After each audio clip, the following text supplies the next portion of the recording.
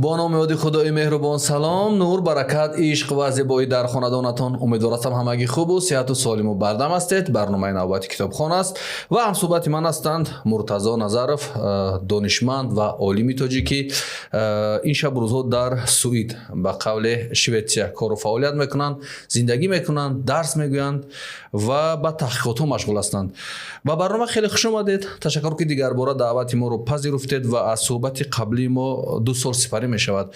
بگید که در این مدت 2 سال باز به چه کارها مشغول بودید و چه پیشروی هایی داشتید در سمت کارتون، فعالیتتون و زندگیتون چگونه سپری می شود در به قول غریبی ها؟ اولش سلام و درود به شنوندگان شما، بینندگان شما. خیلی خوشحال هستم که این دفعه دعوت کردید از حضور در این استودیو شما. خیلی شادم. الان حالا هم در شویتسیا کار میکنم، کار فعالیت درستی، کار علمی.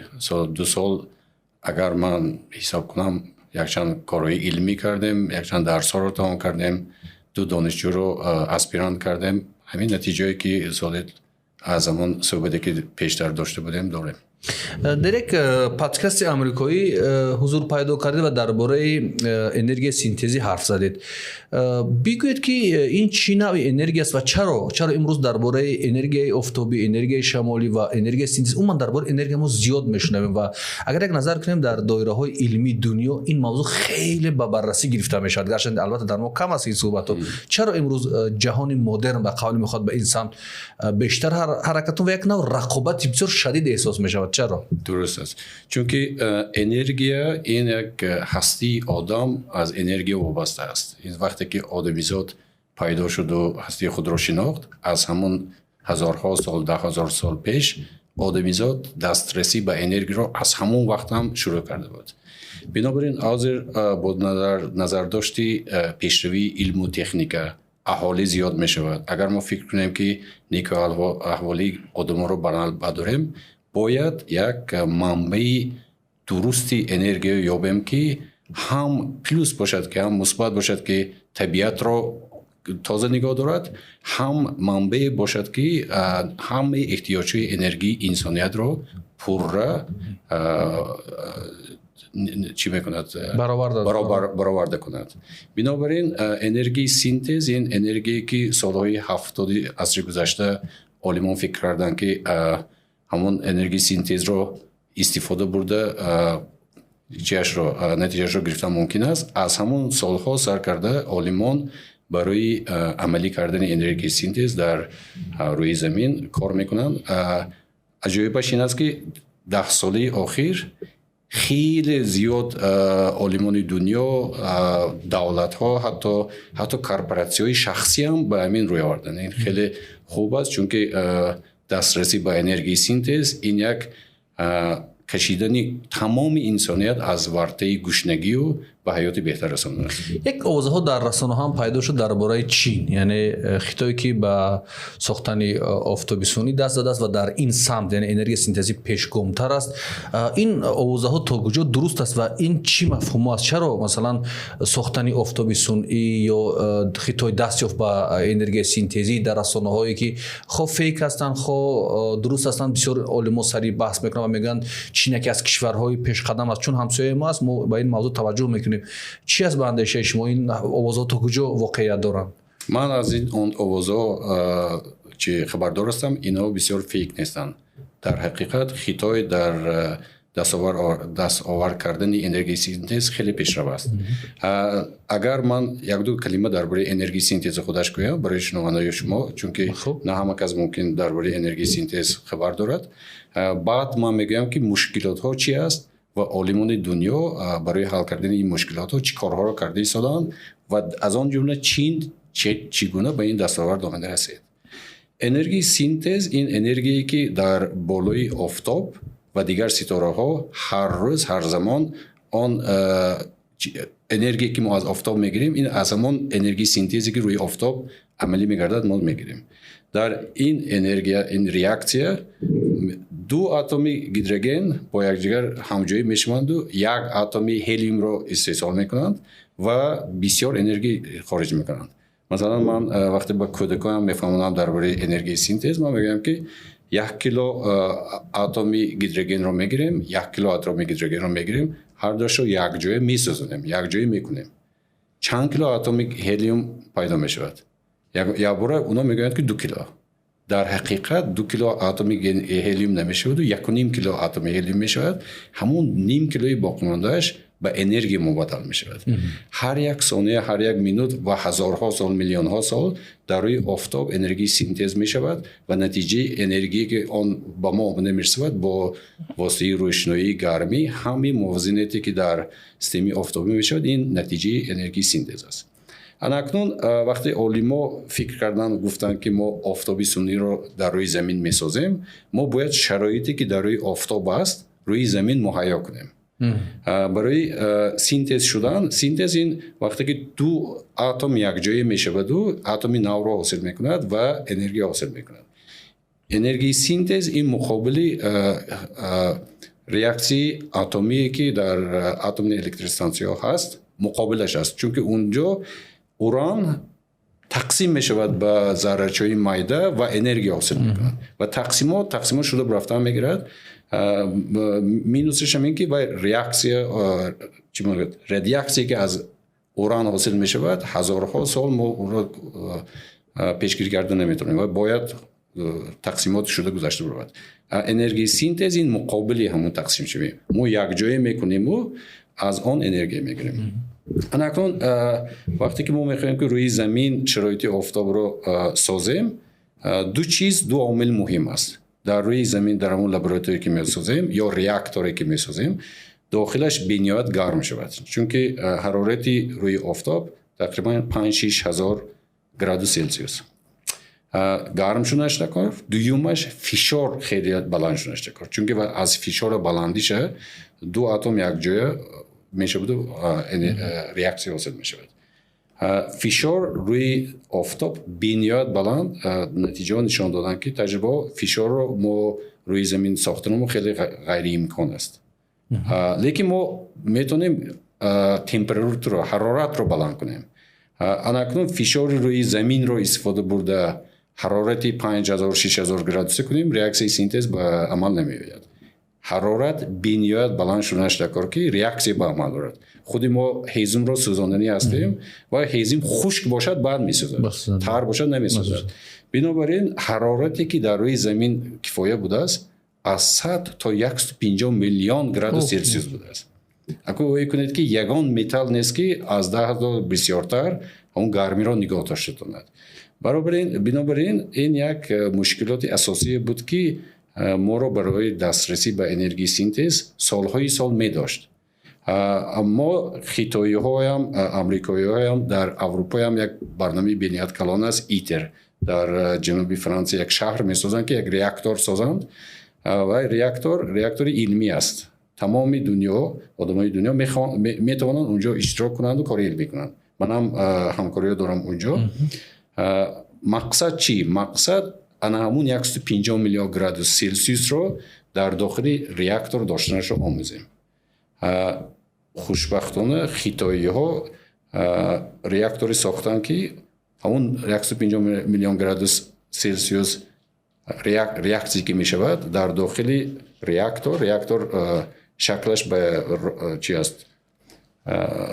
دونات دوره شکل، حلقه شکل است. گاز رو به مانعش میمانند، بعد گرم میکنند. مقصد اینه که به دیوار رفته نرسد، چون که فقط آزاد باید ایستد. با موجهای الکترومغناطیسی اون رو نگاه میدارند. خیتایی‌ها تقریبا 10 مینوت همون ریاکتور رو ساخته تونستند، یعنی ریاکسیا 10 مینوت، یعنی 10 دقیقه بسیار دستاوردی کلان است در علم. به نهایت تا همین دستاوردی که خیتایی‌ها میکردن، دستاوردی بهترین 1 سکند، 2 سکند، 10 سکند اول از میلی سکند سر کرده همینطوری بود. لیکن خیتایی‌ها که با این دستاورد آوردن، این خیلی نشان داده بنیاد کلان است.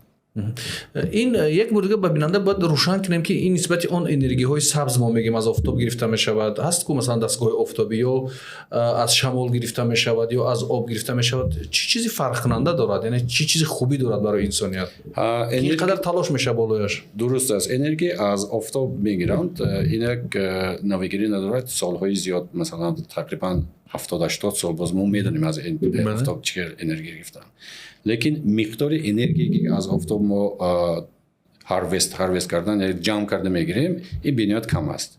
Масалан барои энергияи офтоб гирифтан, барои кардани фабрикаи заводҳо кифоя нест. Хеле кам аст энергияш. Энергияи шамол ин як энергияи алтернативии сабз аст. Инам хеле одамо бисёр омӯхтаанд. Чи бодбаракҳои калонро месозанд. Масалан дар Аврупо вақте ки шумо бо мошин меравед, паркҳое ҳаст ки ҳазорҳо инчунин бодбарак дорад. Инам хеле хуб аст. Энергия аз шамол мегирад, сабз аст, ягон партов намекунад. Лекин солҳои охир олимон мушоҳида карданд ки энергияе ки мо аз шамол мегирем, зарараш ба табиат хеле бисёр аст. Якумаш ҳамон бодбаракҳое ки давр мезананд, ин як мавҷҳои ултрасаундҳо, ултрасадоҳоро истеҳсол мекард ки гӯши мо намешунавад, лекин бадана мо мешунавад. Фарз мекунем ки ҳамин ҷо агар ҳамин як пропеллер сохта бошад, ин хеле баланд, тақрибан 300 метр мешавад. Даҳҳо километр, садҳо километр баъд аз шамол аз ин тараф онда ин тараф рафтан, мавҷҳои ултрасадоҳо мерафтанд ки дили қалби одаморо касал мекарданд. Масалан одамо фишорбаландӣ, касалии қанд, таҷрибаҳо нишон дод ки хеле бисёр одам касал мешудааст, зарар медаст. Масалан дар Австралия баъд аз як парки манамехел пропеллерро сохтан, якчанд шаҳре ки дар поёни шамол буд, нархаш аллакай 2 маротиба кам шудааст, нархи хонаҳо. Бе ягон кас гуфтан, чунки ин намешунавем, лекин ҳис мекунад, организм ҳис мекунад. Бо бадии ултрасадоҳо ҳамин аст ки нест намешавад. Масалан ман садо гам мезанам, садои ман тамом мешавад, паст мешавад. ултрасадоҳо меистад дар табиат. Бинобар ин зарарашро олимо акнун фаҳмида истоданд ки энергия, гарчанде ки энергияи сабз бошадам, аз он таъсираш ба табиат ва одамон ҳаст. Масалан ба набототу ҳайвоноте ки дар поёнаш ҳаст. Бинобар ин синтез, ин боз ман як чизи гуфта гузарам ки энергия аз шамол мегирем, иқтидораш лимит дорад. Як сарҳад дорад. Иқтидори бисёр гирифтан мумкин аст. Вақте ки шамол намешавад, аллакай намешавад. Лекин энергияи синтез, ин энергия ки ашёи хомаш об. Ду чиз лозим аст, об ва батарея, литиум. Аз об дитериум мегиранд, ин ҳамон частицаҳое ки ман гуфтам, аз батарея тритиум мегиранд. ҳар дошро якта мекунанду вақте ки энергия мешавад, реаксия мешавад, энергия ҳосил мешавад. Бинобар ин лекин вақте ки дитериум аз об мегирем, тақрибан биохир. Масалан дитериум дар обҳои баҳро хеле бисёр будааст. Тритиум охирнок, чунки манбаи батарея биохир нест, лекин хушбахтиаш ин аст ки вақте ки реаксия сар мешавад, тритиумро аз ҳамун даруни реаксия ҷамъ кардан мумкин будааст. Яъне фикр кунед ки гашта барқарор шудан мегӯяд. Барқарор карда бо гашта реакторро даровардан мумкин будааст. Бинобар ин ягона ашёи хом ин об аст, дитериум аз об мегирем, чи аз манбааш тақрибан биохир. Энергияе ки аз синтез мегирем, иқтидораш бениҳоят баланд. Барои ҳамин олимон гуфтанд ки бояд ҳамин чӣ мекунем, сармоягузорӣ кунем ба ҳамин самт. Дар бораи сармоягузорӣ гуфтед ва гуфтед ки ҳамин сол шумо ду аспирант ҳам омода кардед дар кишвари Суид. Ин хонандаи ҳамон кишвар буданд? Яъне хонандаи худи Швейтсария буданд? Як аспиранте ки ман аз Swedish Research Foundation, ин ташкилоти барои илм фондгузории Шветсия, тақрибан барои 3 аспирант дар Шветсия 5 сол мехонад. PhD докторант 5 сол мехонад. Барои 3 докторант, PhD докторант кифоя грант гирифтам. Яктоашро як донишҷӯи ман аз Ветнам тамом кард соли гузашта. دویومش چینی خدا خدا این سال تمام میکند. سیومش امسال گرفتیم یک دانشجو از اسپانیا، از اسپین، اسپانیا. مقصدی ما چی؟ مقصدی ما همون گرانتی که ما گرفتیم مخصوصا برای انرژی سینتز. خودی من ریاضیات دان، من فیزیک نه، چون که برای ریاکتور را ساختن فیزیکا تلاش میکنن، لیکن من ریاضیات دان. این با این برنامه کار کردم تقریبا 10 سال پیش در آمریکا. هر سال من به آمریکا میروم بهار برای کار علمی کردن. 10 سال پیش در آمریکا بودم و یک برنامه درباره انرژی آینده فکر کردم و درباره انرژی سینتزی که دانشمندان سال 70 پیشنهاد کردن فکر کردم که چه خیلی میکنن، چه خیلی انرژی میگیرن. همونجا بودم خواندم انرژی حالی که گفتم 150 میلیون گراد سلسیوس می شود. با من سوال بود که در لابراتوری چقدر این گرمی رو داشتن ممکن است. مثلا ما گرادوسنیک حرارت سنج نداریم که از 1000 گرادوس زیادتر رو سنج تواند. و در درون ریاکتور ما باید مطمئن باشیم که حرارت از 100 میلیون گرادوس بالا باشد. شما اون رو چه میسنجید؟ شما فکر میکنید که میشود یعنی روز میاد که این به نتیجه میره میتونه این کارو؟ ما الکی میتونیم هر از 100 تا 150 میلیون گراد سلسیوس رو استحصال کردن میتونیم. الکی این خطایی که 10 دقیقه این ریاکتور رو داشته تونستن این اکل یک ریکورد حساب میشود. لیکن بر اون زمان برای من سوال بود که اگر داخل ریاکتور 150 میلیون گراد سلسیوس باشد یگان اشیا نیست که اون رو سنجد. چخیل میسنجید که با حرارت 150 میلیون گراد سلسیوس باشد. ممکن با لازر با نورها گرفتن ممکن است، لیکن وای ریاکسیا خیلی تیز شده میگذره. حاضر 10 دقیقه بود. 10 سال پیش 10 دقیقه نبود. 10 سال پیش میلی سکند میشد. چخیل شما فهمیدم مقدار فهمیدنش خودش برای من یک سوال بود. برای من فکر کردم که ما آن اشیاهایی که در متماتیک عملی هست استفاده برده این رو کردن ممکن است. میشود یعنی شما فکر کردید که من فکر کردم علاوه علیمانم کار میکردم. من گفتم که من که خودم متخصص متماتیک عملی هستم، این باید همون اشیاءی که یعنی تولز یعنی دیتالایی که در متماتیک عملی هست استفاده برده من باید همین مسئله رو یک سهم گذاشتم ممکن باشه. بعد با همین مشغول شدم چند سال اخیر. ما چقدر دستاورد میکنیم؟ ما همون ریاکتوری که میسازد مدل متماتیکش رو میسازیم. مدل متماتیکش رو میسازیم. بعد اون ریاکسیه که میشود این یک مدل متماتیکی. مدل متماتیکی مدلش رو ساختن ممکن است. آدم‌ها الکی آموختگی هستند. لیکن حل همین مدل ها این اون چیزی که تو شما رفته در لابراتوری میکنید عیناً همون چیز. چون که ما مطمئن اول میشیم که حلایی که ما میسازیم این همون فیزیک رو حقیقت رو انعکاس میکند. همین دشواری‌هایش در علم ما همین چیز. وقتی که همین دشواری‌اش رو گذاشتیم این یک چند سال وقت میگیرد. بعد ما با فیزیکا مثلا اون پروژه‌ای که در ایتر فرانسه میشه من پیشنهاد میکنم، من با اونها میگویم که اگر تو با من اشیاء خامت رو گویی مثلا ریاکسی چخیل شدنش، من با همین مدل متماتیکی ساختگی ما حلای کردیم شکل ریاکتور چخیل شدنش رو گفته میتیم. من میگویم که در اون ریاکتور در آینده اگر تو ریاکسی میکردی شوی اشیاء خام گجا میستد، سینتز در گجا میشد. ما چخیل کنیم که پیشگیری کنیم که سینتز رفته با دیوارو نرسد، چون که با دیوار رسد دیوارو ویران میکند. باید 100 میلیون گراد سلسیوس دیوارو تقریبا 1000-2000 گراد با آب میشد. همین چیزها رو پیشگوییش و اینش رو ما کار علمی میکنیم. 3 دانشجو یکتاش تمام کرد، دیومش قریبی تمام میکند. ما با یک گروهی خورد که منو 3 دانشجو یک پست دکترانت هم بود سالی گذشته باید تمام کرده رفت. چخیل آموده میشن شکلی تیار کردن همون بچه‌ها درس آموختن دسترسی به منبع‌ها به کتاب‌ها خواندن. مثلا بینه در این ما شوق پیدا میکنن از دیگر کشورها. شما گفتید من از کشورهای خودمون که از کشورهای آسیای مرکزی نیست، این از کشورهای بیرون چگونه اینا مثلا تبلیغ میشن، شوق دارن به این کارو و برای مثلا تیار کردن همین 2-3 نفر چقدر مبلغ گذاری میکنند کشوری سوئدی و همون شویتزاریا؟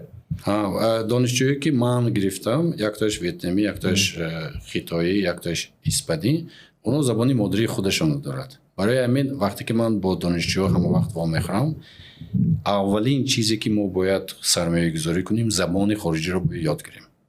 یعنی انگلیسی باید مثلا انگلیسی این زبان علم است. در تمام دنیا علاقه انگلیسی رو همچون زبان علم میشناسند.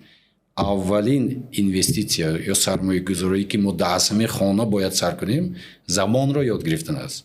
چون که اگر همین چینی یا ویتنامی خودش رو پیشنهاد کرده نمیتونست با زبانی که من میفهمم هیچ کس اونها رو هیچگاه از بین همین عامه جدا کرده نمیگرفت. سوال دومش وقتی که زبان آموزی این از زبان تاجیکی خودمون اول یاد گرفتیم بود که زبان خارجی رو باید آموزیم. بعد دومینش همه وقت من میگویم که متماتیک رو باید آموزیم.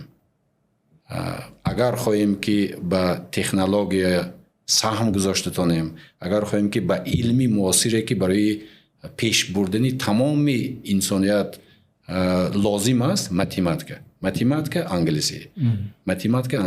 وقتی که متماتیک رو خوب می‌آموزیم و انگلیسی رو خوب می‌آموزیم، علاقه همه تلفن هوشمند دارد، کامپیوتر دارد، کامپیوتر رو یاد گرفتنش آسان می‌شود، برنامه‌سازی رو یاد گرفتنش آسان می‌شود.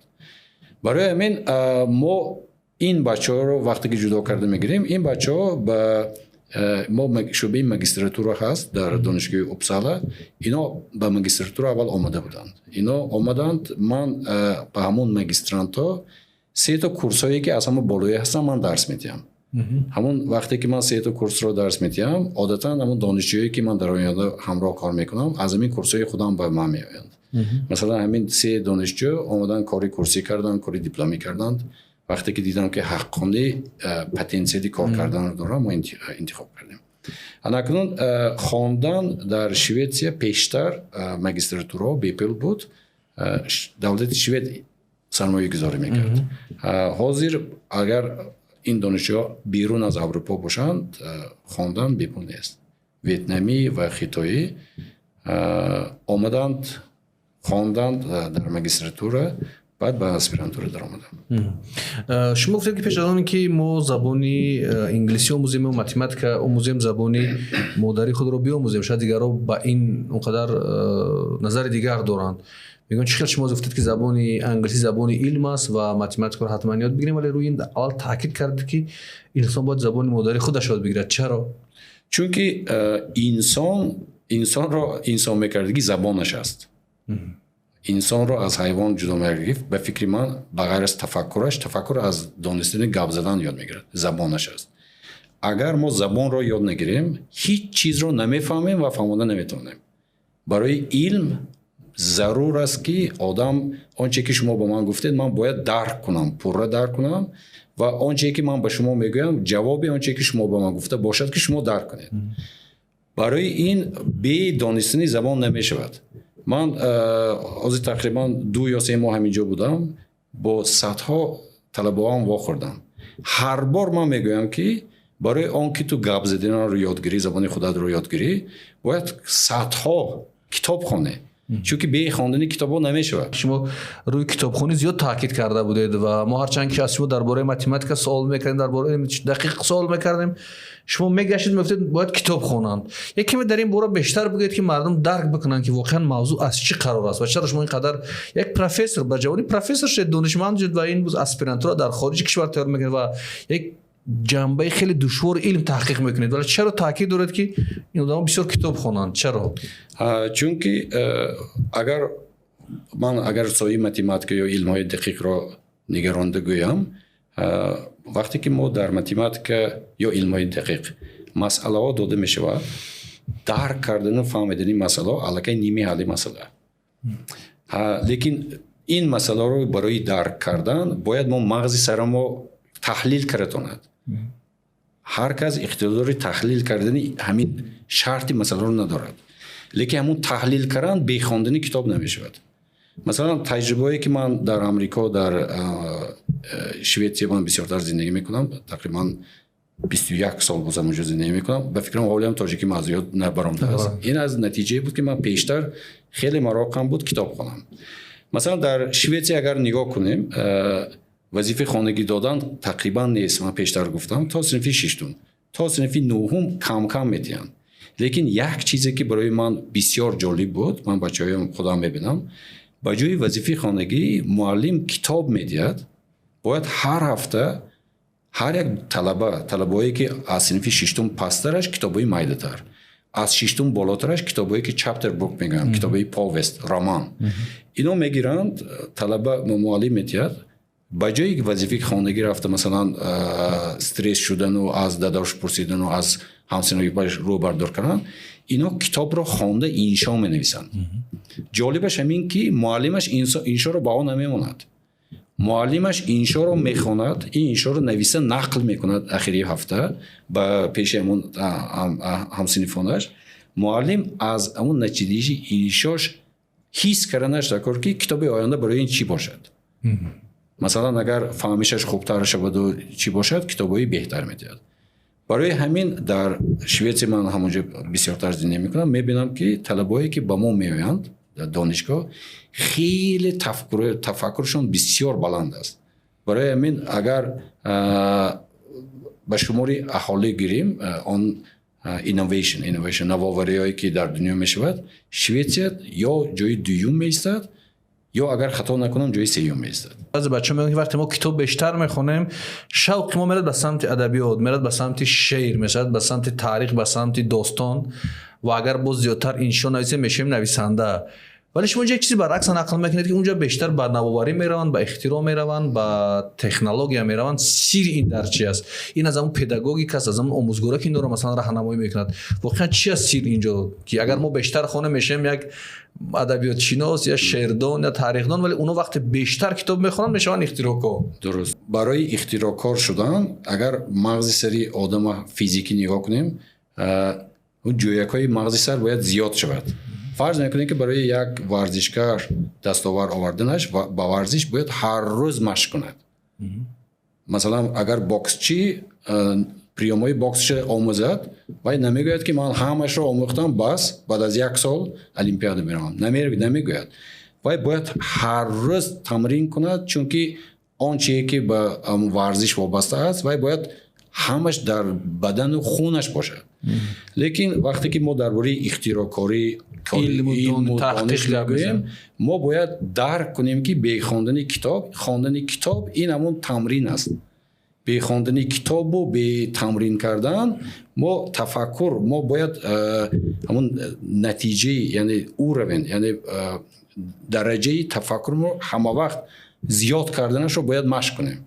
ما نگوییم که من معلمی کرده میتونم، تمام من هر روز با همسنفانم رفته آش میخورم و رفته درسم رو میتیم. این یک لیمیت میشود که پیشروی رو تمام جامعه رو میدارد. بنابراین برای علم، برای تکنیک، برای عالم، برای نوآوری کردن باید همه وقت همیشه مطالعه کنیم. منم حاضر هر روز مثلا کتابی بدیهی نخونم، کتابی علمی که هست علم میخونم، 10 مجله مثلا پابلیکاسیون علمی که درسای ما میشوند، من باید هر روز خوانم، چون که باید هر روز دانم که آدم‌ها چی کار میکنند. این همون خواندن و درک کردن و حس کردن، این همون نتیجه تفکری ما رو زیاد میکنه. باید اینجور چیز رو جدا کردنش رو با آموزیم. یکی از راهایی که میگن بچهای ما در روند تحصیل یا که در روند همین علم و دانش شکست میخورند، این انتخابی ساحه آینده که اونها باید به اون سمت بروند. یا پدر و مادر برای اونها انتخاب میکنند، یا چون در نتیجه آموزش‌های نادرست چیز یکم روی یکم راه نادرست رو انتخاب میکنند.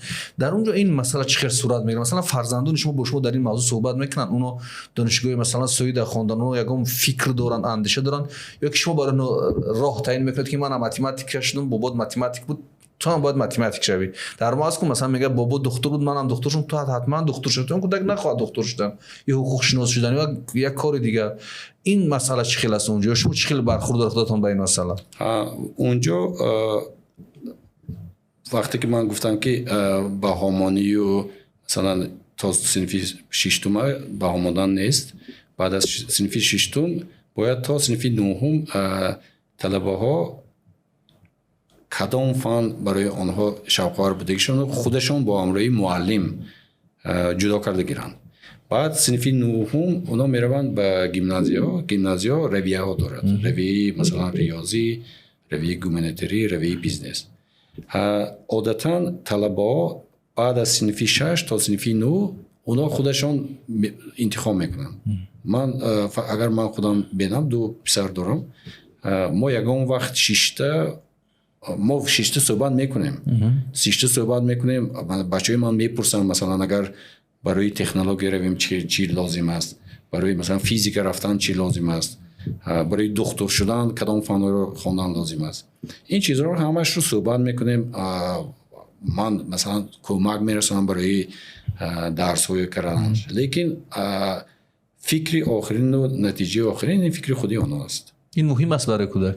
برای کودک مهم است. برای من فکر میکنم که ممکن اینجا حقوق هر یک ساحه پست و بلند باشد، لیکن در اروپا حیات به اون درجه آمده رسیده است که حقوق همه تقریبا بلند. حقوق گفته من معاش در نظر ما دارن یک زندگی خوب و در هر سایه برای آدم موفق شد زندگیش بهتر برای بشه. همین ما تشویق میکنیم که بچه‌ها آن کسبی که آینده خوشبخت شده تا خودشان انتخاب کنند. مثلا ما نمیگوییم که اگر تو بیزنسمن شوی حقوقت از معلم 10 مرتبه زیاد میشه و حیاتت بهتر میشه.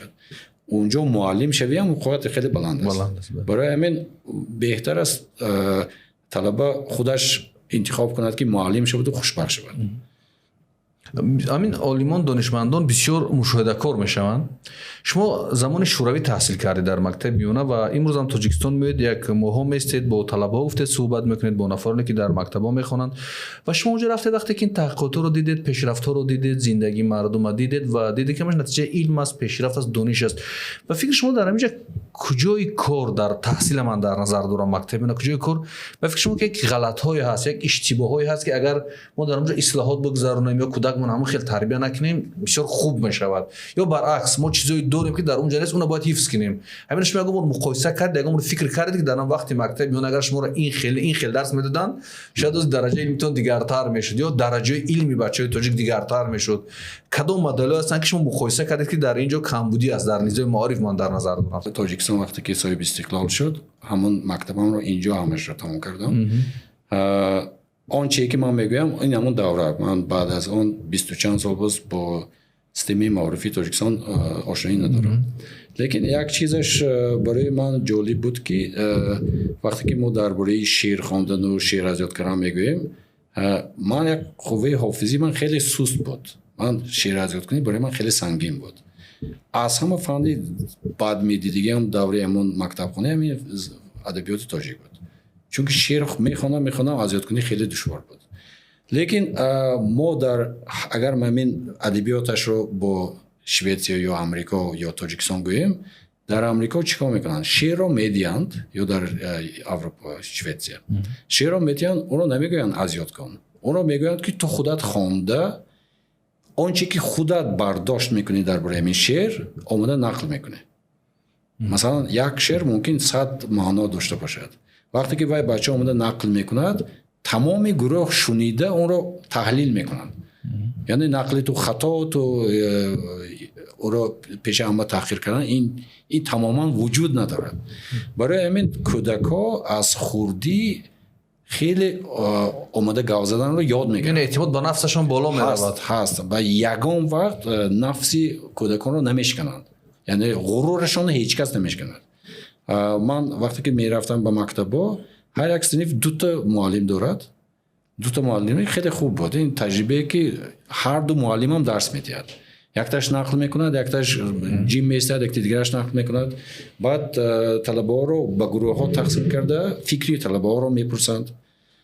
آنچه که ما در تاجیکستان پیشتر داشتیم وقتی شوروی ما با درس میدادند، ما باید خانه رفته اون درس و وظیفه خانه رو اجرا کنیم، آمده همون تکرار به تکرار گوییم. مثلا اگر یک سوال بود 10 کس رو اگر معلم میپرسید 10 چیز رو باید تکرار میکرد. لیکن اونجا فرقیتش این که وظیفه خانگی که عمومی داده میشود، هر یک از میبیاد فکر خودش رو دیسکوسیه میکند، آزادانه گفتنش رو یاد میگیرد. این یک فرقیت بود که من جالب میشد اگر در مکتب تاجیکستان این رو اگر جاری کنیم. مقصدی من همین که غروری کودکان رو یگان وقت شکستن لازم نیست. کودکان نشأ و نمایشون پیش قفا است. مثلا 1 ماه یا 6 ماهش از یکدیگر فرق میکنند. اونا باید مطمئن باشند که اونا میدونند ما همون دانش سنی اونا رو از زبانشون کشال گرفتن. یعنی از همون رویه رفتن در از همون سمت به کودک رفتن در البته مثلا حاضر چی میگه سردنی یعنی حساب میانه دانش سوئدیا رو گیریم و طلبایی که زوری تاجیکستان رو گیریم دانش‌های شویتسیا خیلی پست است چون که اونا برای زور شده المپیادا گرفتن کار نمیکنند. در شویتسیا من فکر نمیکنم که المپیادای فنی وجود داشته باشد. من از آن چیز متاسف میشم که در سیستم معارفی ما نشاندادی مکتب ها از نشاندادی مدالایی که اونا در المپیادا به دست میارن از همون بها میدهند و یا میگن که این مکتب فلان چیز زور بوده است برای چی 10 تا مدالش است. این نشاندادی به فکر من بی‌نهایت اشتباه است. اونجا 1000 نفر میخواند 10 تایش مدال گرفته است همون نشانداد. در شویتسیا چه میکنند نشاندادی مکتب این همون دانشی پسترینه که تمام مکتب میگیرد درجهش در کجا است. از فرض میکنیم که دو مکتب رو اگر مقایسه کن گوید هر سال اگزامین انتیامای دولتی تمام شویتسیا هست. انتیامای دولتی رو میگیرند از همه پسترینش قیمتی میانش چند همون رو میگیرند و دو مکتب رو مقایسه میکنند میگویند که این مکتب قیمت پسترینش که بلند است روش تعلیم این مکتب خوبتر است باید این رو آموزیم.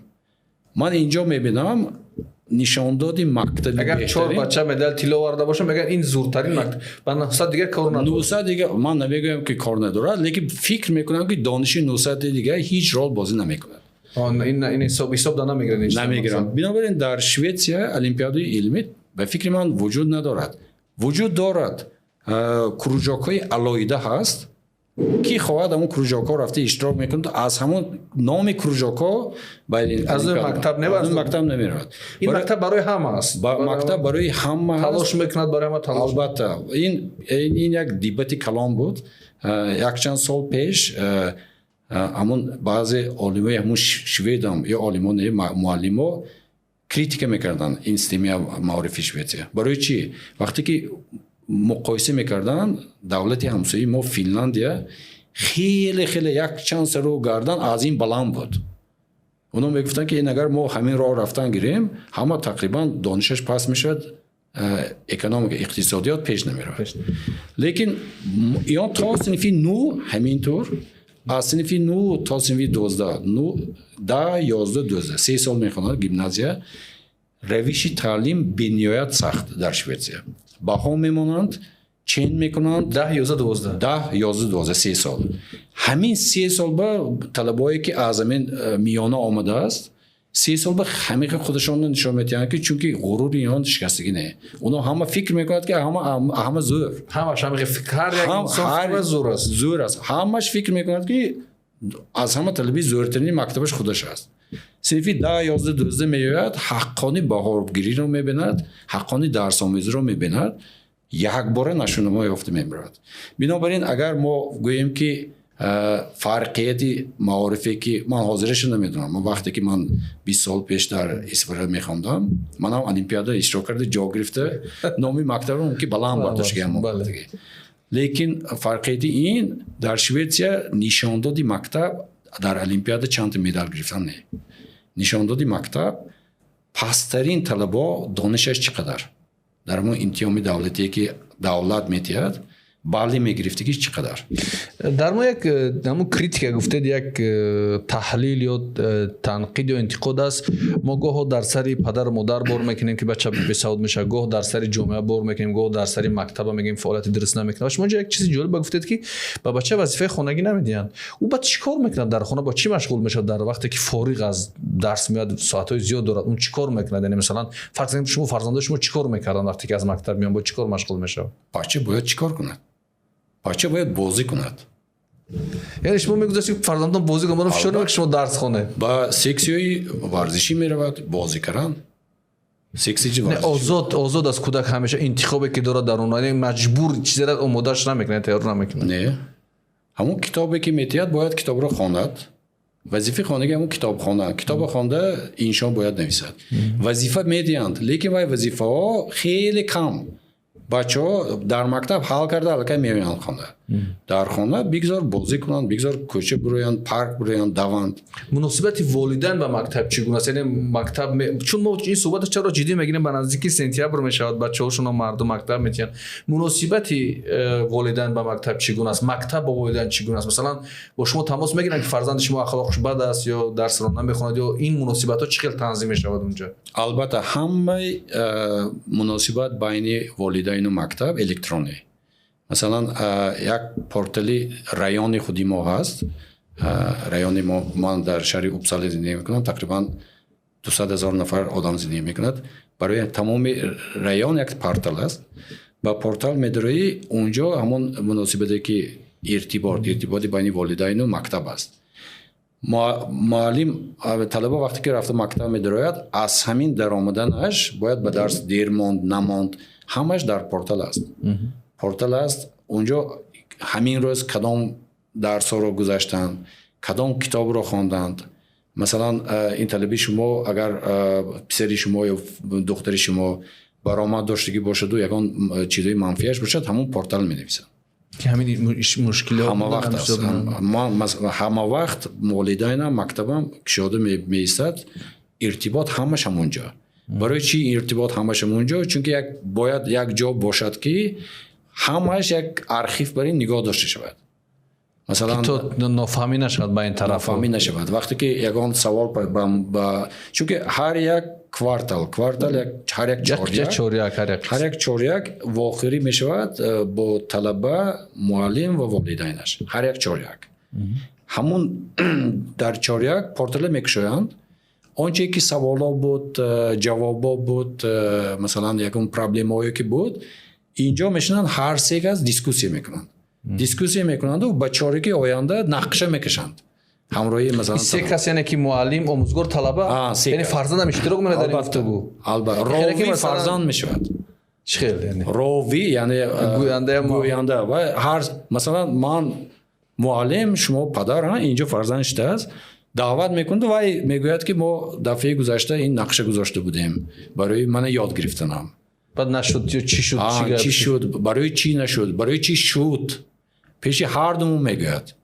چیزی که روز کردنش نیست چون که اگر وای میگوید که من باید در خانه بغیر از این کتابایی که معلم داده بود من باید یک چند دیگه کتاب میخوندم خواندی یا نخواندی خواندم پدرش اینجا است میبیند همیشه میایستد بعد با نقشه میکشد آیندهش رو یعنی در تمام تصمیم گیری هایی که ما برای کودک تصمیم میگیریم اون اشتراک دارد اونجا خودی کودک راوی باید باشد یعنی ما وقتی که در ماست ما خودمون از تن کودک بیچاره تصمیم میگیریم چیکار کنیم اون عموما اشتراک ندارد ما به معلم دم خیلی گفت بودم خیلی یا که اون معلم میگه که پدر دم خیلی گفت خیلی باید کنید یک اشاره کردید افتاد که من در همون وقتی که میخوندم زبان ادبیات خاطره شعر حفظ کردنم ضعیف بود ولی معمولا میگن متمتیکا خیلی خاطره قوی دارن این قدر فرمولا اون مکتب میونه خوندم این قدر فرمولا و این قدر عدد و اینا باید آدم حفظ کنه از یاد کنه بعد متمتیک میشود شما اینجا میگید که شعر از یاد کنی حافظتون ضعیف بود بعد چی خیلی شما این قدر متمتیکی موفق شده یعنی چی شد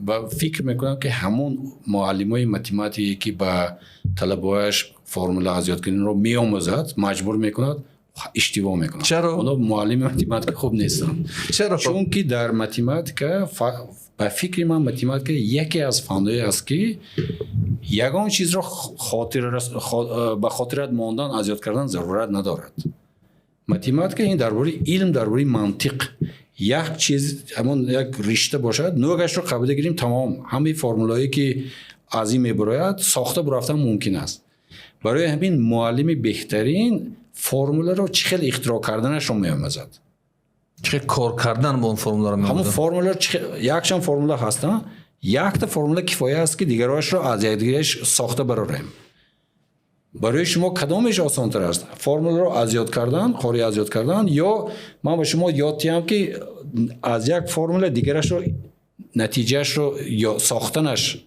کدامش جالب تر است؟ ساختن باید ساز میکنیم ما میفتش ما باید از یاد دونید اگر نمیدونید شما دوسکا برآوردن دو بشید مثلا 5-10 فرمول از شما میپرسیدن که شما ممکنه اینشتین از یاد نمیدونید اینقدر فرمول ولی در مکتب اینا ما رو میفتن شما باید 5-6 فرمول رو از یاد دونید مثلا تمام اون فرمولا که در فیزیک هم میگذره که ریاکسیونی که روندهایی که در شیمی هم میگذره اینا حتما میفتن تو باید حفظ بدونی اگر حفظ که نکنی دیگه در بعد آدم میزد و از متماتیک هم بزور میشی از فیزیک هم بزور میشی از شیمی هم بزور میشی اشتباهی که معلمای متماتیک ما میکنند ما فرمولا رو باید از یاد کردنشون مجبور نکنیم ما فرمولا چخیل ساختنی فرمولا رو یاد دهیم اگر همون چیز رو یاد دهیم این علمی متماتیک یکی از علم‌هایی که خاطره قوی و از یاد کنی و قاری از یاد کردن ضرورت ندارد پیش از آنکه ما با شما صحبت کردیم 2 سال سپری گشت و یک موضوع این 2 سال اخیر بسیار روز به روز بسیار اوج میگیرد این همون مسئله ذهن صنعی استفاده از ابزارهای ذهن صنعی یا از چت جی پی تی و دیگر برنامه‌هایی که موادهای تئوری پیشکش میکنند و این موضوع امروز مورد بحث است در جامعه ما هم که امروز طلبه از اون استفاده میکنند دانشجو از اون استفاده میکنند استاد از اون استفاده میکنند برای نوشتن رفرات ها یا کار کردن حل مسئله ها یا آماده کردن درس ها این مسئله در شویتزار چگونه است و نظر شما برخورد شما همچون یک عالم به این پدیده معاصر چی است یعنی از اون تا کجا استفاده کنیم یا استفاده نکنیم یا چی ضرر داره چی فایده داره نظرتون چی است درست است ذهن صنعی اگر به چت جی پی تی رو مثلا کنیم یکی از نمودهای یک از ابزارهاش بله یک چند سال پیش در همه جا بود ما میدونستیم که طلبه علما استفاده می‌بردند لیکن در دانشگاه‌های شویتسی هم یا اروپا هم آدم‌ها دیسکوسی می‌کردن که همین رو چیکار کنیم پیشگیری کنیم نکنیم یا استفاده برایش رو پره به ممنوع کنیم یا به همه چی میگیم دسترس باشد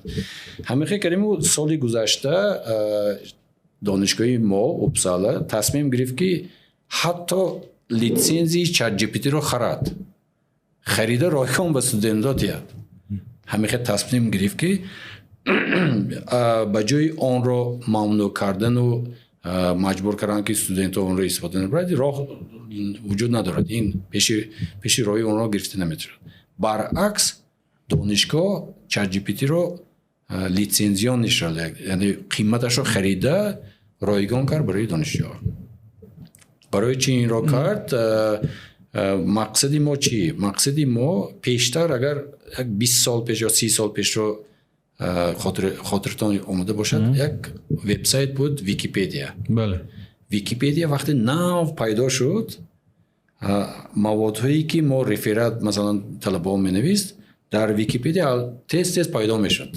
همون وقت هم طلبه ویکی‌پدیا رو کپی می‌کردن می‌آوردن دانشگاه می‌دادند همون وقت هم یک دیسکوسیون بود که ویکی‌پدیا استفاده برایش ممکن است یا ممکن نیست لیکن در آخر برعکس ما میگوییم که باید ویکی‌پدیا رو رفته استفاده برد اگر اینفورماتیکی زیادی داند مثلا طلبه با ویکی‌پدیا تو میتونه همراه کنی یعنی بسیار کس از همین چیز میآموزه تو هم میآموزی به دیگران میآموزی اکنون مسئله چت جی پی تی رو ما چخیل استفاده برایش رو به استودنت‌ها میآموزیم مثلا در گیمنازیا همون صنفی 10 11 12 اونجا هم علاقه شویتزی تصمیم گرفت که ذهنی صنعی رو بهترش چخیل درست استفاده برایشون یاد دهیم برای طلبه یعنی محدود نکنیم محدود نکنیم یاد دهیم که چون که با ذهنی صنعی حقانی بسیار سوالایی که ما داریم و کارهایی که ما میکنیم آسان میکند فرض میکنیم که شما یگان فان ریپورت می نویسید یگان تحلیل می نویسید اقلا ذهنی صنعی پرسید که گراماتیکش رو اصلاح کن نه اون که اصلاح میکند شما پرسید که برای چی من خطا کردم من اون خطاگرتون رو فهمانده میتیم این چیز رو ما یاد استفاده برایش رو استفاده بریم یاد گیریم شما فکر نمی‌کنم چه علم که این بعداً تقلب‌ها رو با وجود میآورد یعنی مثلا شما کارهای دیگر رو کپی میکنید میگیرید نسخه برداری میکنید و خودتون همچین انسان یعنی قدرت فکر کردن از دست میدید یعنی این موضوع هستن که شما میگید که هیچ خطر نداره در این زمینه البته خطر دارد ما وقتی که به دانشجوها یاد میدیم چخیل ذهنی رو استفاده بردن ما به دانشجوها میگوییم که تو وقتی که با یگان سوال علمی هست یا سوالی که در همون فنی هستن. پیشتر ما چیکار میکردیم؟ سوال رو میگرفتیم و یا رفته در کتابخانه ها میگفتیم جوابش، یا از گوگل میگفتیم و منبعش رو یافته میخوندیم. ذهن سنی همین چیز رو آسان‌تر میکند. با ذهن سنی دیسکوسی کرده میشود. با ذهن سنی سوال رو داده هر چقدر پرسیده میشود. لیکن ما میگوییم که آن جواب هایی که ذهن سنی میدهد خطاش بودنش امکانیتش یعنی وریاتنسش احتمالش خیلی بلند. باید طلبه ها سوال دادن یاد گیرند و منبع یافتنش یاد گیرند. این کدام منبع است؟ یعنی این عجیباتش اینه که چت جی پی تی یا ذهن سنی منبع هم از خودش میدهد، خطا میدهد. همین چیزها رو ما میآموزیم که وای خطاگی میکند. باید ما همین طلبه وقتی که استفاده میبرند استودنت ها مطمئن باشن که این جوابی که ذهن سنی میدهد 100% درست نیست. یعنی آموزگاران استادان اون قدر قوی هستن و فکر می‌کنم وقتی که مواد میارن یا که چیزی از اونجا حل میکنن درک میکنن که این مول چت جی پی تی از خودی بچه کار کرده است، یعنی تشخیص دادن میتونن این چیزا. نه همه وقت. من مشکلی همین نمیگم که مشکل نمیشه و در آینده مثلا حاضر هم مشکل است، آینده هم مشکل میشود. لیکن من گفتم که ما صنعتی همون استفاده برایش رو باید آموزیم. اگر درست استفاده بودتون هیچ جایی بدی نداره. اگر درست مثلا چه خیلی استفاده بردن ممکن سوال هست، ما برای سوال منبع جستجو میکنیم.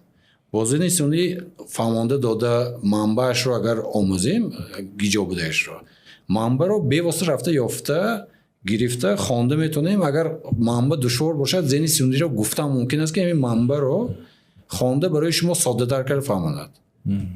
لیکن هر باره که ما ذهن سنی رو استفاده میبریم باید در ذهن ما نگاه داریم که این جوابش خطا بودنش ممکن است. انا اکنون شورای عالمان شویتسیا هم قرار برآورد که ذهن سنی رو استفاده بردن ممکن است برای مقاله نوشتن. لیکن هر یک جمله‌ای که شما می‌نویسید مقاله‌تان میمونید و محصول کار شما است. شما باید مسئولیت پیش انسانیت، پیش ژورنال، پیش مجله‌های علم باید شما خودتان بردارید. اگر شما با همین راضی باشید شما میتونید ذهن سنی رو استفاده برید. یعنی پگه اگه مشکلش اسم نگید که این ذهن سنی برای من نوشتم، یعنی باید همیشه خودت مسئولیت بگیری. باید عالم استفاده بر ذهن سنی رو مقاله می‌نویسید نویس، لیکن هر یک کلمه جمله مسئولیتش در پیش عالم خودش. ذهن سنی هیچ اونجا چیز ندارد، یعنی یکم محدودیت یکم ممنوعیت. بعد همین قرار رو گرفتن اما عالمای هم خودش درک کرد که درست ذهن سنی رو شما پرسید که با من یک مقاله نویسه میدید، لیکن اون درد شما رو میخورد یا نه؟ این پیش وجدان، پیش تفکر، پیش مسئولیت علاقه این چیزا میموند که پیشتر هم ذهن سنی نباشد. شما میتونید رفته از کتابا گرفته ترجمه کرده آورده کپی کنید، لیکن عالمان نمیکردن این کارو. عالم باید کار خودش رو داند، فکر خودش باشه، فکر خودش رو داند. لیکن هست عالمایی که کپی میکنند و ذهن سنی رو استفاده میبرند، لیکن نتیجهش آن چی که نوشته شده است به دوش خود ما عالم است. سلامت باشید. برمیگردیم با همون موضوع انرژی، علم و تحقیقات. وقتی برنامه هم به پایان میرسد من میخواستم بگم که چی کار باید کنیم مثلا از نگاه شما چه یک عالم چه یک دانشمند که یک نسلی که امروز جوانان هستند به سوی علم به سوی دانش شوق پیدا کنند، یعنی برند به سوی علم به سوی دانش و در ذهنشان بیاد که جهان دیگر کردن، زندگی زیبا کردن، به یک راه درست رفتن بجز سواد و علم دیگر راه دیگر وجود نداره. یعنی ما هر جا که دیگر میریم آخرش علم و دانش است. چیکار باید کنیم با اندیشه شما که اینجا ذوق پیدا شود برای جوانان؟ من میگم که سرمایه گذاری به آموزگار این سرمایه گذاری به ملت است. بی سرمایه گذاری به آموزگار این روند رو عوض کردن غیر امکان است. باید آموزگار مطمئن باشد که خانه‌اش نانی خوردنیش است، جای خوابیدنیش است، یک کیفیت میکرگیش است و باید تمام انرژیش رو بیاید به همون معارف به همون مکتب صرف کند. تا آن زمانی که ما شرایط داده نتونیم به معلمان این رو عوض کردن غیر امکان است. مثلا با شما چی شرایط میته همون شویتساریا که قدر با ذوق کار میکنید، با شوق کار میکنید، مثلا برای آماده کردن همون 3 اسپیران برای شما چقدر مبلغ جدا شد به همون دانشگاه است، همون کشور است که شما این 3 نفر آماده کنید عالم شوند، دانشمند شوند، کار کنند، مثلا تا چی حد مبلغ؟ یک چیزی که جالبه که من در اروپا و آمریکا هم دیدم، ҳама вақт донишгоҳҳо бо иқтисодиёт, саноат ҳамкорӣ мекунад. Масалан, ман дар Шветсия вақте ки аспирант будам, он маблағгузорие ки барои ман аспирантурии ман 5 сола лозим буд, маблағгузории ин моҳонаи ман. Моҳонае ки хеле баланд, ки ман бо зану фарзандам онҷо бемалол зиндагӣ мекардам. Он меомад аз компании Volvo. Яъне Volvo саволи худашро монда буду, маблағгузорӣ карда буд. Бо ҳамун саволи Volvo-ро ман гирифтам, ҳал кардам. натиҷаашро Volvo гирифту ба кори худаш истифода бурд. Масалан, барои ҳамин дар ғарб байни донишгоҳу иқтисодиёт ва саноат хеле робитаи зич аст. саноат пули бисёр метиҳад барои фонди илмҳои масалан давлати Шветсия. Фонди давлати Шветсия аст, фонди илмии Европа ҳаст. Масалан дар Америка фонди илмии худаш аст. Он маблағое ки ба фонди илмӣ мебиёд, саноат метиҳад. Саноат метиҳад, аз налог метиҳанд анче ки андозе ки ҷамъ мекунанд. Яъне давлат шавқманд аст ки фонди илмияш ҳама вақт пул дошта бошад. анакун фонди илмӣ вақте ки пул дорад, олимон барномао менависанд барои илмро пеш бурдане ки нафъаш бо гашта ба саноат биёяд. яъне фонди илмӣ шумо менависед, ман он чие ки ба энергии синтез навистам ки ман як масъалае ки ба энергии синтез вобаста аст, ман ҳал карда метавонам. Як идея доштам, ҳал кардем, нимашро ҳал кардем, боз давомашро мекунем. ман ҳамонро рӯшан гуфтам ки он чие ки ман ҳал карда метавонам барои пеш бурдани илми синтез барои саноат зарур аст. беҳали ман масалан он чиз холӣ мемонад. вақте ман пешниҳод кардам, фонди илмии Шветсия тақрибан 1.5 миллион евро ҷудо кард ки барои 3 аспирант барои 5 сол хонданаш кифоя аст. шумо масалан фарз кардем 1 миллион евро гирифтед барои 3 донишҷӯро омода кардан ва як ҷанба илма таҳқиқ кардан. рафтед ки ба натиҷа нарасидед.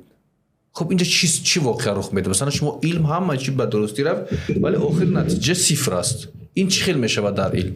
Масалан дар илм ҳама хел чиз аст ки пеше ки мо натиҷаи мусбат мешавад, манфӣ мешавад, нол мешавад, мо намедонем. барои ҳамин кори илмӣ аст. не манзурам ки барои он нафаре ки сармоягузорӣ мекунад. Масалан ман омадам гуфтам шумо синтези фалон заррара омӯзед. Ман ҳамин дар зеҳнам суол пайдо шуд. як ширкат аст ё худи давлат аст. Мисалан агар энергияи офтобӣ омӯзед ё намедонам аз нигоҳи об ҷараёна омӯзед ё мода як киштӣ лозим аст ки ба ин тариқ ҳаракат кунад ё паҳбоди аст ки ин хел бояд парвоз кунад ва шумо гурӯҳи олимон ташкил кардед 3 нафар 2 нафар 6 дитес таҳқиқа шурӯъ мекунем ва ҳамин самт рафтед охираш масалан омадед ки не ҳамин назаре ки шумо пешниҳод кардед намешавад. инҷа масалан 1.5-2 миллион сарф кардед аса ҳамин пул чӣ мешавад? ҳаминам натиҷаи илмӣ аст. инам натиҷа. унҷо дехел дига албатта чӣ надорад. проблема ҳаст. проблема аз саноат омад. мо ҳамон энергияи синтезро бояд бе ягон чунучаро ҳал кунем. инсоният пеши мо ба 20 сол ё 30 сол вақт гузошт ки ҳамин проекте ки Франсия шаҳр месозанд, маблағаш, буҷааш 60 миллиард евро. барои ин кор 60 миллиард маблағ 60 миллиард евро барои ҳамон реакторро сохтану ҳамон чӣ мегӯяд институте ки пеши реакторро меомӯзад, барои ҳамон институт шуда як шаҳрак сохтанд. як таҷриба аст ҳаст. ин таҷрибае ки аллакай ҳамин 60 миллиард евро вақте ки барнома тамом мешавад, сармоягузорие ки инсоният гузошт. ин нагуфт European Union, яъне иттиҳоди Аврупо ва Ҷопон ҳам ба вай ҳамроҳ буд, пештар Русия ҳам ҳамроҳ буд, ҳозир намедонам, Амрико ҳамроҳ буд. اونا نگفتن که من 60 میلیارد یورو رو ساخت دادم، بعد 10 سال برنامه 10 ساله، بعد 10 سال این اگر انرژی حاصل کردن نتواند نتیجهش چی میشود؟ حاصل کردن نتواند هم این نتیجه علمی. من چرا میخوام این شما واضح‌تر روشن‌تر بفهمونید. ما با بعضی از دایره‌هایی که هستند سرمایه‌گذارایی که مبلغ دارن صحبت میکنیم، میگیم با فلان بچه سرمایه‌گذاری کنید یا که فلان کار همه خیلی کردن در گذار یک تجربه لابراتوری برنامه سازید، بعد اونها یک سوال میدن، این سوالا میدن چون اونا عالم نیستن، دانشمند نیستن، میگن خب ما این مبلغ گذاری رو میکنیم. رفتم بچه در همون سوال خوند و آمد همه نتیجه با صفر برابر شدن. ما هرچند میگیم همین هم علم است، یعنی شما اونجا سنجش گذارید دیدید که نشد، یک کسی به همین راه نمیرود، شما اینو کار کردگی هستید. در ما این خیلی است که حتما باید در سرمایه گذاری کنید، همش و تجاری نگاه میکنن، بعد از اونجا باید یک مبلغی به دست بیاد. مثلا اگر در ما یک تاجری ما 60 میلیارد $200 برای شما بتیاد، میگم ما با فایدهش چی میگیریم؟ فایدهش برای من چی است؟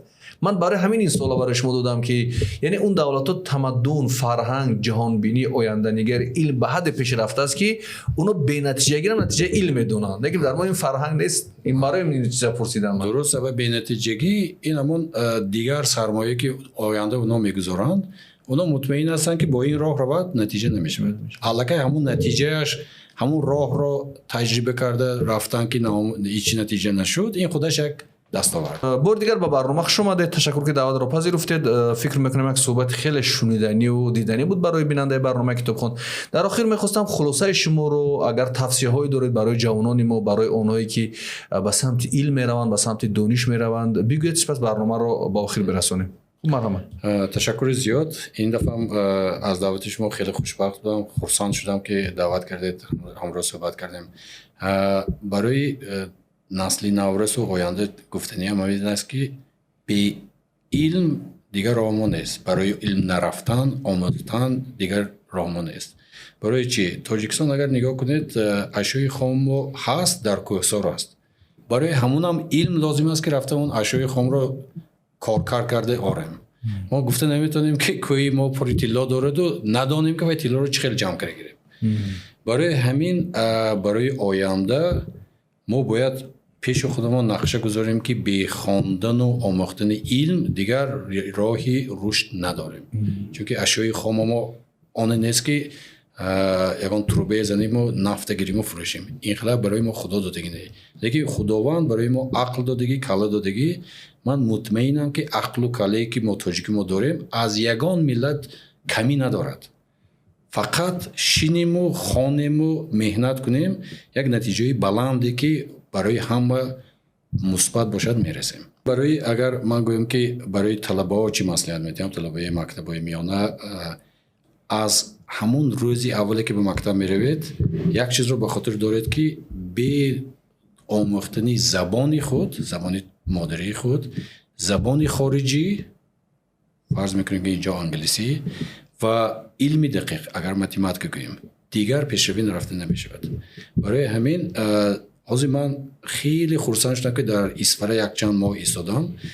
کلوب های زبان انگلیسی هست، بچه ها علاقه با انگلیسی آزادانه صحبت میکنند. این یک نشاندهی خیلی خوب است. ما فکر نکنیم که آینده یگانه راه رفته به روسیه رفته مردی کاری کردن است. من آنچه که گفتم راهی که آسان ترینش انگلیسی رو یاد گرفته، زبان خودم رو یاد گرفته، فکرانه طرزی درستش یاد گرفته، یگان متماتیک، فیزیک، فن دقیق رو یاد گیریم، در دنیا میلیون ها امکانات هست که انتظاری ما است. تشکر. یادآور میشم که در صحبت با ما بودند پروفسور دانشمندی ساحه متماتیک عملی مرتضی نظرов که با کار، علم، دانش و تحقیق در کشور شویتزاریا مشغولند. بار دیگر با برنامه خوش اومدید. تشکر که دعوت را پذیرفتید. این برنامه کتابخوان بود. تا برنامه آینده در حفظ و پناه خدا باشید. خدا یار و آورتون.